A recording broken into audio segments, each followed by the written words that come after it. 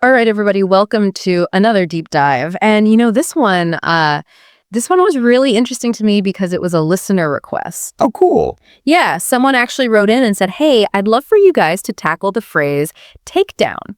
Okay. And I thought, you know what? At first I was like, takedown? Like, that's kind of not really that. It's a simple one. It's simple. It's like two words. Everybody knows what takedown means. Right. But then as I started thinking about it, I was like, wow, you know what? There really are a lot of different ways that we use that phrase. Yeah. What's so interesting to me about takedown is that it really embodies this like incredible versatility of language. Yeah. It's like you can use it in so many contexts and it takes on a different meaning. Like it could be literal, it could be figurative, it could be playful, it could be serious, and sometimes even all in the same like conversation. Oh, yeah, absolutely. Think about it. You take down Christmas decorations after the holidays, Right. but you also take down notes in class. And then you can shift gears and talk about like an epic takedown in a wrestling match. Totally. Or even like a heated online debate where someone's getting like totally Taken down. Yeah. taken down. Yeah.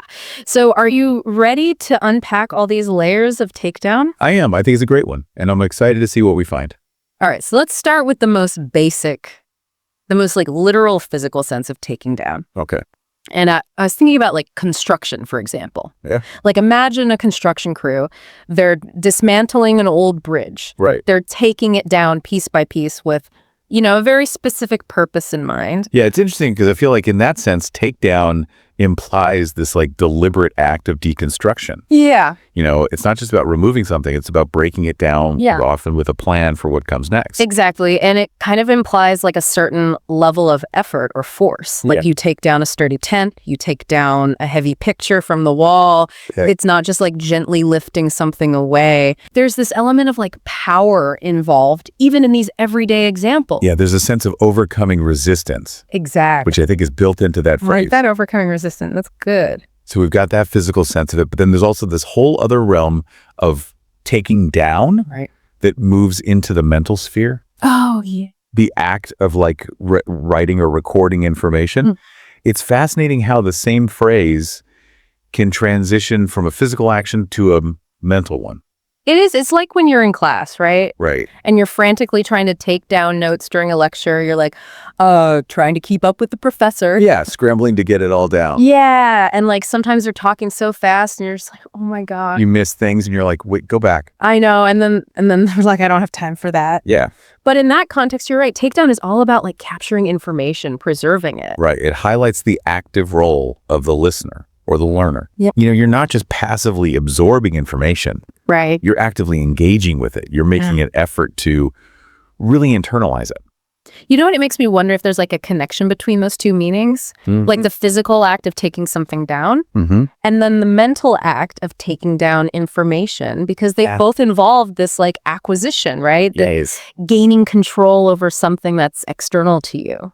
I love that connection. It really speaks to how language works. Yeah. How these seemingly disparate meanings can actually share these underlying threads, conceptual threads. Yeah. Exactly. That's really cool. But I think we can go even further with takedown, Oh, I know. Let's talk about takedown in the sense of like competition, like a sports team taking down their rivals in a like championship game. Totally. It's like the energy is so high, the tension, the ultimate victory, like it's all there in that one phrase. It really is. There's a sense of triumph of overcoming an obstacle. You're defeating an opponent, and it often carries this connotation of a hard-fought battle. Yeah. A test of like skill and strategy. It's not just about winning, it's about like conquering. Right. And that sense of conquest, it can apply to so many different things.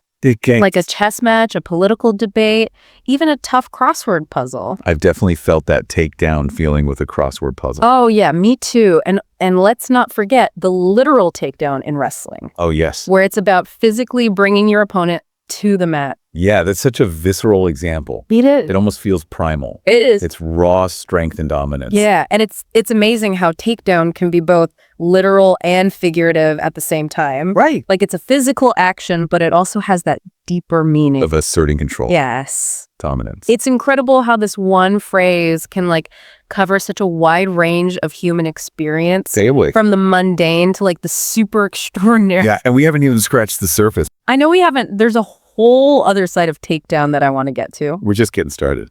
I know, but I think that's a story for part 2. Okay, I'm ready for it. So we talked about takedown involving like physical force and competition. But what about when it's used to describe a more subtle shift in power dynamics? You mean like when someone gets taken down a peg? Exactly. It's almost like a playful humbling. It is. It's like a linguistic pinprick. Okay. A way of puncturing someone's inflated sense of self-importance. Right. Often with a touch of humor. Okay, I've got an example for this one. Okay, let's hear it. Imagine someone's bragging about their culinary skills, right? They've baked this like towering masterpiece of a cake. Okay, I'm picturing it. And then right before everyone's eyes, the whole thing just collapses into this like sugary, gooey mess. Talk about being taken down a peg. Right. What's interesting is that it's funny because it's harmless.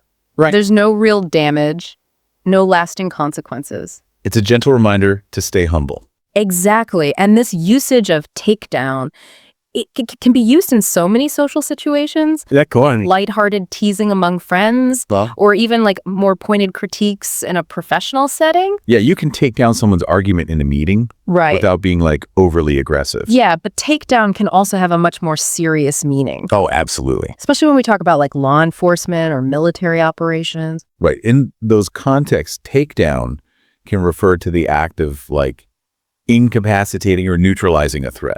Yeah, and that often involves a high level of risk. Definitely. Like you hear news reports about police units taking down a dangerous suspect. Or special forces taking down a high-value target. It's a very specific use of the phrase. It is, and it really highlights that takedown, despite its sometimes playful nature, can be a matter of life and death. Yeah, it's a reminder that language is powerful. Yes. It can convey these really subtle nuances, but also these stark realities. And speaking of realities, let's bring takedown into the digital age, where it's taken on a whole new meaning online. Right. It's almost become synonymous with removing content from digital platforms. Exactly. Like think about social media platforms taking down posts that violate their guidelines. Right. Or websites being taken down because of security breaches or legal issues. It's a constant process of filtering and moderating the flow of information. It's like a digital version of dismantling something. Yeah. Instead of bricks and mortar, we're dealing with bits and bytes. So we've gone from physically taking down structures to virtually removing content. It really shows how adaptable language is. Yeah, it's incredible how this one phrase can cover such a wide range of actions and intentions. Absolutely. From the physical world to the digital realm. Before we go any further, I think we should do a quick recap of all the shades of meaning we've talked about. Yeah, it's a good idea.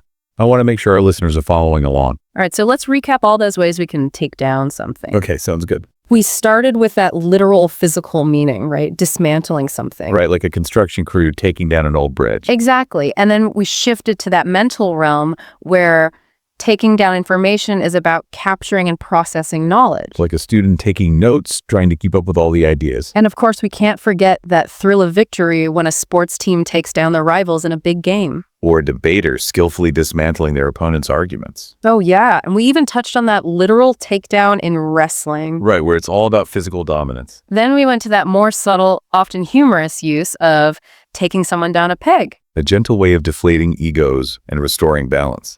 From there, we moved into those serious scenarios of law enforcement and military operations. Where taking down a threat can be a matter of life and death. And finally, we brought takedown into the digital age. Right, where it's become synonymous with removing online content. It's pretty amazing when you think about it. It really is. How much ground we've covered with just those two little words. It speaks to the power of language. It really does how one phrase can cover such a wide range of human experience. From the everyday to the extraordinary. I never thought I'd be so fascinated by the phrase take down. Me neither. But it's been quite a journey. It has. It's like we've unlocked a secret code. Peeling back the layers, uncovering those hidden meanings. So, dear listener, are you ready to put your newfound takedown knowledge to the test? Pay attention to how this phrase is used in your everyday life. Notice the subtle shades of meaning and how it shapes the conversations you're a part of. You might even find yourself using takedown in new and creative ways. And who knows, maybe you'll be the one to discover the next meaning of takedown. Adding to the ever-evolving nature of language. But we'll leave you with this thought-provoking question. In an increasingly digital world, How will the meaning of takedown continue to change? What new challenges will it describe? And how will our understanding of this phrase shape how we interact with technology and with each other? That's something to think about, isn't it? It definitely is. Well, that wraps up our deep dive into takedown. It's been a pleasure exploring this with you. Same here. Until next time, keep exploring and keep diving deep into the wonders of language.